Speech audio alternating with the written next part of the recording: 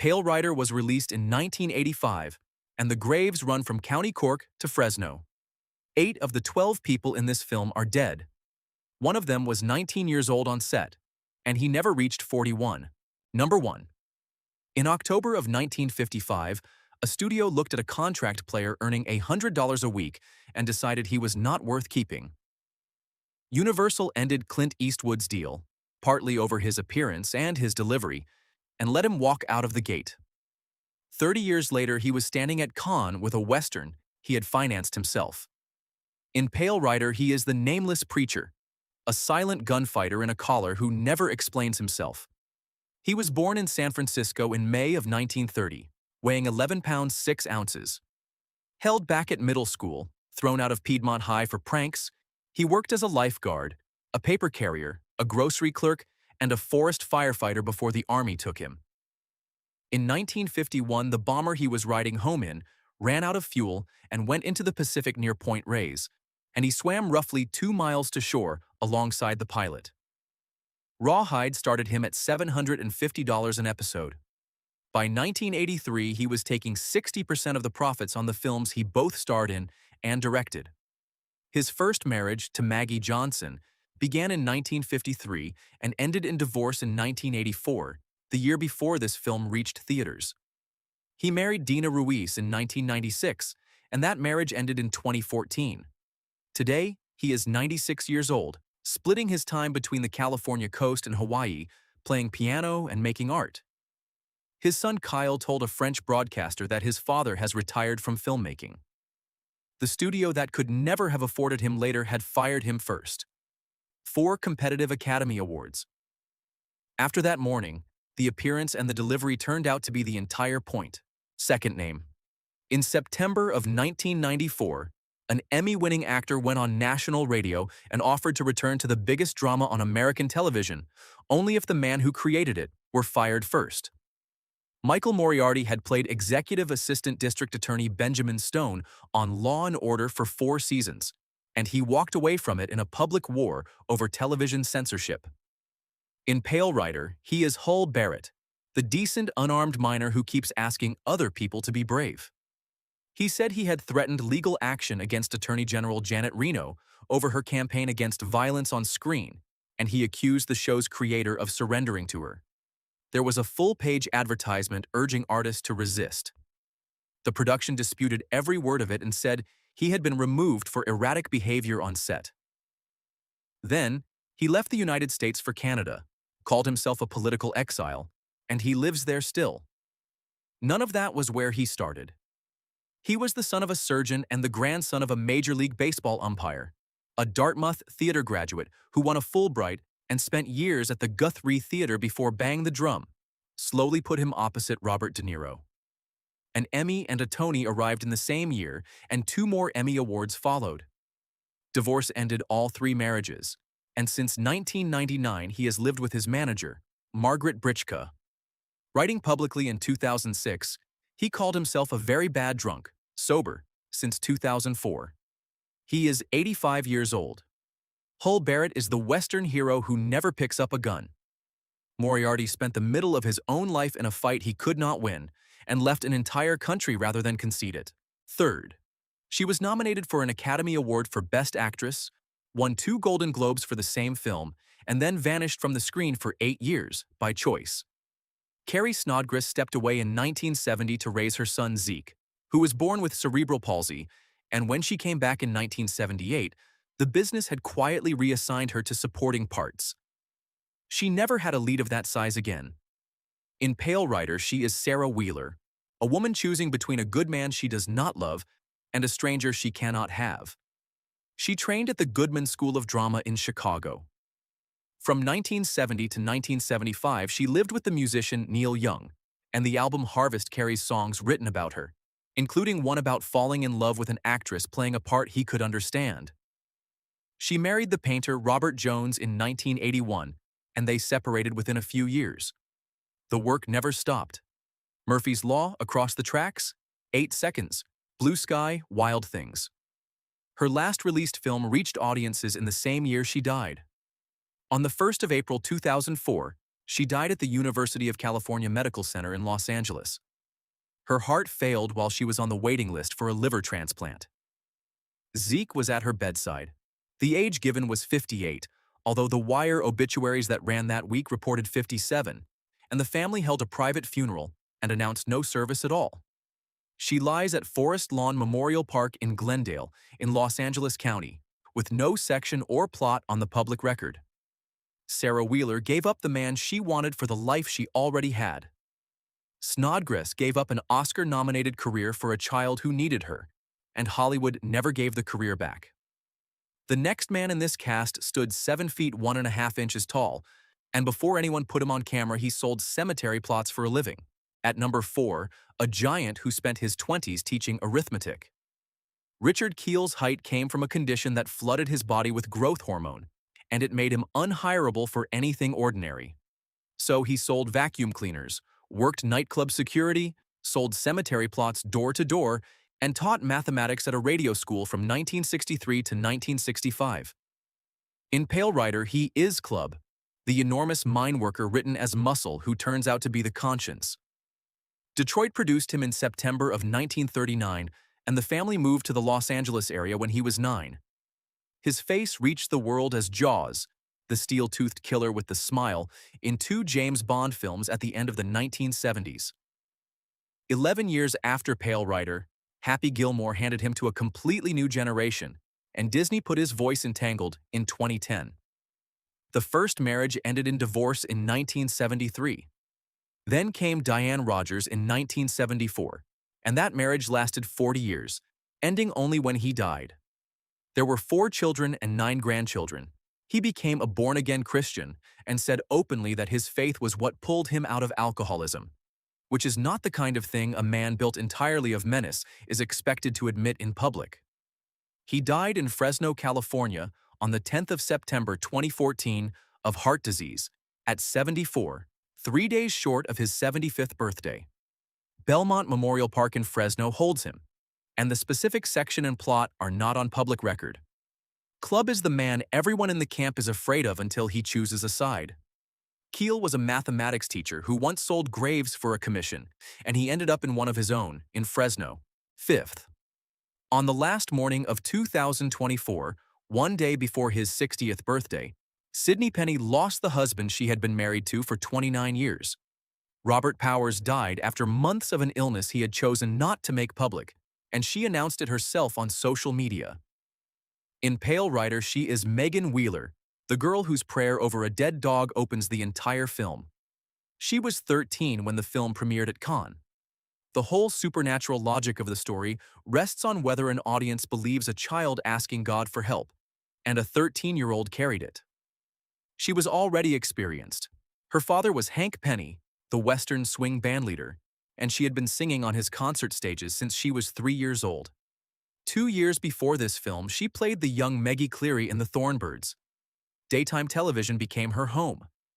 She was B.J. Walker on Santa Barbara, then Julia Santos Kiefer on All My Children, across 4 separate runs stretching from 1993 to 2008, then Samantha Kelly on The Bold and the Beautiful.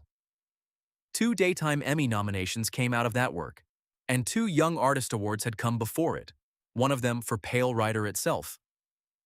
She married Powers, a producer, in 1995. Their child was born in 2007, and in 2005 the family moved east to Wilmington, North Carolina, where she still lives and still works. She is 55, the youngest surviving member of the principal cast. Megan Wheeler prayed for a miracle and got a stranger who could not stay. Sidney Penny got 29 years with the man she married, and then a New Year's Eve she will never be able to hear the same way again. Number 6. He was found dead in his own apartment in Santa Monica at 40 years old, and the heart that killed him had simply grown too large. Chris Penn had been acting since he was 12, held a black belt in karate, and belonged to one of the most watched families in American film. In Pale Rider, he is Josh LaHood, a rich boy who has never been told no and is about to be. There were 3 brothers in that house, and he was the youngest. His father, Leo Penn, was an actor and director whose early career was damaged by the Blacklist era, and his mother, Eileen Ryan, was an actress. The two brothers above him are Sean and Michael. He was 19 years old on the set of this film, playing the boy destroyed by his father's money. What followed should have made him a leading man. Reservoir Dogs, True Romance, Shortcuts, Mulholland Falls, Rush Hour, Starsky, and Hutch. He won the Volpe Cup at the Venice Film Festival for The Funeral in 1996, which is as high as a supporting performance is honored, and the leads still did not come. A generation of younger fans knew him only as the voice of a corrupt officer in a video game. The date was the 24th of January 2006. There were no signs of foul play in the apartment.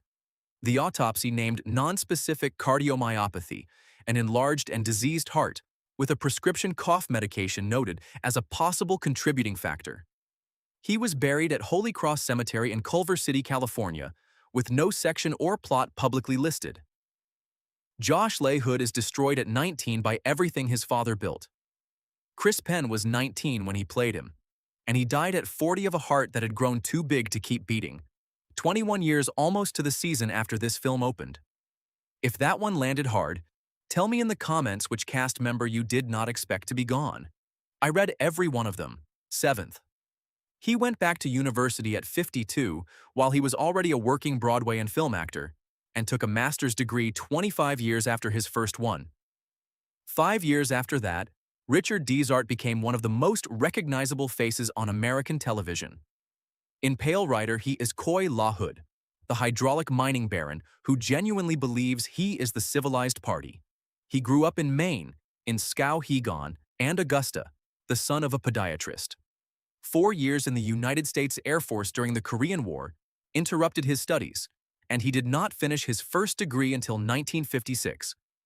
He helped found the American Conservatory Theater in San Francisco in 1965, won a Drama Desk Award for that championship season on Broadway, and was 57 before television made him famous.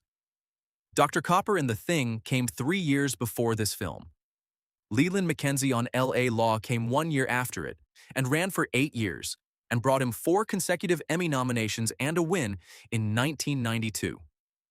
3 marriages are on the record, and the third is the one that matters. The artist Catherine Jacoby married him in 1987 and stayed with him for 28 years, until the end. Cancer took him slowly. He died at home in Santa Monica, California, on the 5th of April, 2015, aged 86 after a long illness.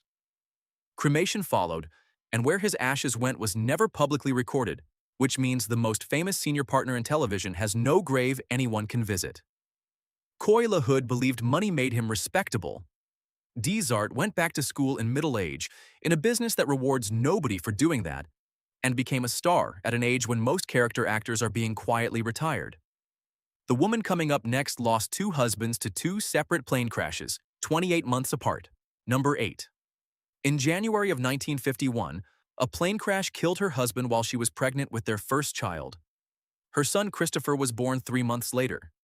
She married again in January of 1953, and that May, her second husband was killed in a plane crash in Oregon, 4 months into the marriage. Fran Ryan lost 2 husbands to 2 aircraft, 28 months apart, and was a widow with a newborn at 34. In Pale Rider, she is Ma Blankenship, the boarding housekeeper who takes no nonsense from anyone in that camp. She started performing at 6 years old at a theater in Oakland, spent 3 years at Stanford University, and entertained troops with the USO during the Second World War. Then she worked comedy and singing rooms in California and Chicago for years. Her television debut did not arrive until 1966, when she was 49, and after that, she almost never stopped. Doris Ziffel on Green Acres, Aggie Thompson on The Doris Day Show, Miss Hannah in the final season of Gunsmoke, and again in a television film years later. Rosie Carlson on Days of Our Lives, cartoon voices, Big Wednesday, The Long Riders. She died in Burbank, California on the 15th of January 2000 at 83. No named source states a medical cause. She was cremated, and here is the part that stays with you. Her ashes were not interred until 2004. For 4 years, the woman who had buried 2 husbands waited, and then she was laid in the family plot at Holy Sepulchre Cemetery in Hayward, California, beside her mother. Ma Blankenship is the most unshakable person in the mining camp, Ryan built 40 years of unshakable women out of a life that had taken everything from her twice before she turned 35. Ninth. He played the same man twice, 41 years apart, in a national cinema most of this film's audience has never watched a frame of. Doug McGrath was Pete in Goin' Down the Road in 1970, routinely named one of the most important Canadian films ever made, and in 2011 he came back for the sequel and played him again, older and no further ahead. In Pale Rider, he is Spider Conway, the prospector whose good luck gets him killed. He arrived in Sydney, Nova Scotia, in April of 1935. His brother Derek is an actor too. Across 4 decades in the United States, he worked steadily as a supporting player, and at home, he was recognized as a Best Actor at the Canadian Film Awards. Clint Eastwood hired him 4 separate times: The Outlaw Josie Wales, The Gauntlet, Bronco Billy, and then this film. There are not many actors in any Eastwood picture who can say that, and almost nobody outside Canada knows his name. He is 91 years old and he is the oldest surviving member of this cast. His listed working years end in 2011, with the sequel that closed the circle. Spider Conway strikes gold and rides into town in front of the wrong men. McGrath never struck anything that loud, and he is the one still here, 41 years after the film opened, having outlived nearly everyone he stood beside in it. If you are still here, subscribe. There is one more grave in this cast that sits on the wrong continent entirely. Number 10. The Marine Corps rejected him for being too tall, and he talked his way in anyway. John Russell was commissioned a second lieutenant in November of 1942. Went to Guadalcanal with the 6th Marine Regiment as an assistant intelligence officer, caught malaria there, and was given a medical discharge. In Pale Rider, he is Marshal Stockburn, the black-coated killer who recognizes the preacher and cannot say from where. Born in Los Angeles in January of 1921, he built a career out of men who never flinched. Marshal Dan Troop in the Western series Lawmen ran 156 episodes from 1958 to 1962, and he was the corrupt cattleman Nathan Burdett in Rio Bravo.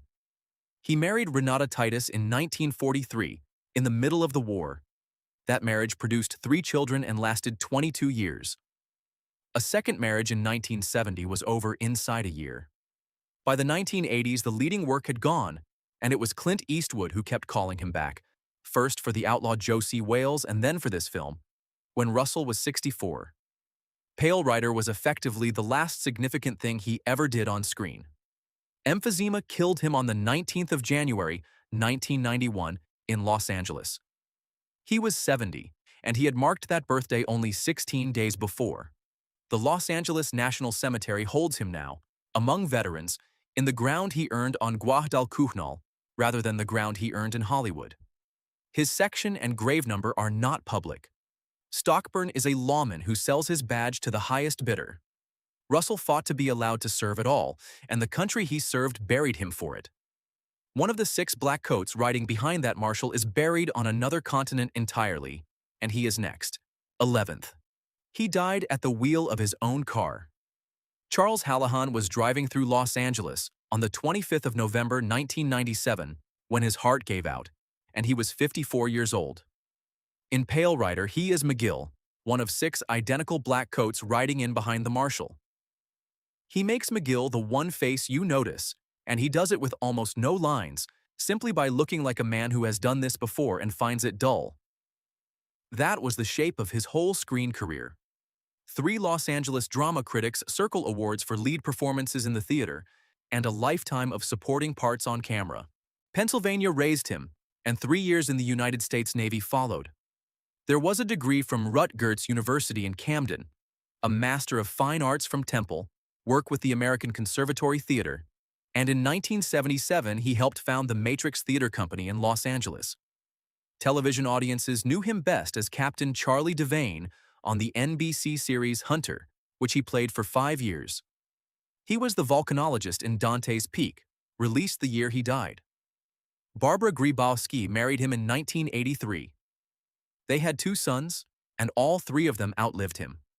A memorial service was held at a theater in Los Angeles. Then his family took him home, and home was not California.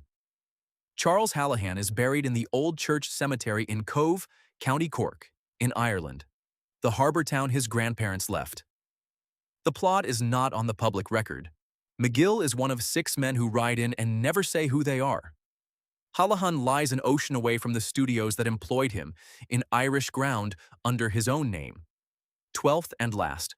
He was on the stage of a production that won the Pulitzer Prize for Drama, and in a revival that won a Tony Award, and the biggest audience of his life saw him for about 90 seconds as a New York cab driver in a Will Smith picture. Richard Hamilton never headlined anything in more than 70 screen roles. In Pale Rider, he is Jed Blankenship, the camp's oldest hand, the one who has been beaten before and stays anyway. His life began in Chicago on the last day of 1920. He was raised in California and trained at the Pasadena Playhouse. West Coast radio came first, including the science fiction series X-1, and then he moved to New York for the theater and stayed a theater man for the rest of his life. He was Dodge in Buried Child and Carl in Mornings at 7, and he was a member of the Players Club in New York. Marilyn Morgan Hamilton was his wife for 50 years. There were 2 children, a daughter and a son, and all 3 of them survived him. Death came peacefully at his home in the Catskill Mountains of New York on the 21st of December, 2004, 10 days before his birthday. Reference works give his age as 83, while the family obituary carried by the New York Times gives 84. And here, the trail simply stops. No cemetery is recorded for him. There is no plot information anywhere in the public record, and where the family laid him is something only the family knows. Jed Blankenship stays on a claim nobody else believes in.